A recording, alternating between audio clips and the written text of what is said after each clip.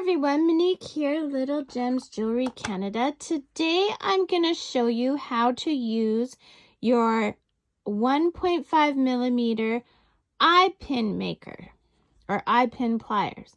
So what you do is you start with a bit of wire. Today I'm using some aluminum wire, and you put it in, and you see how I have it just going past there. So I put it over a tray to catch the shard. Okay, and see, now I have it, it's flush with this right here. I'm just going to bend it back. So you see how it's bent back now? And then I'm going to take my bead, put it on. Then I'm going to take the pliers, and I'm going to feed it through this little hole.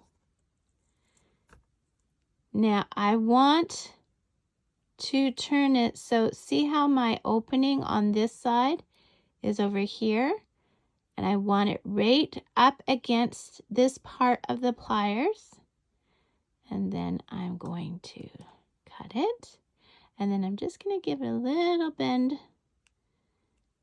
And I want to make sure that they're facing the same way. That's how I'm doing this one. You can do them that they face opposite directions. And that, my friends, is how you use your 1.5 millimeter eye pin pliers. Thanks for watching. Have a good day. Bye now.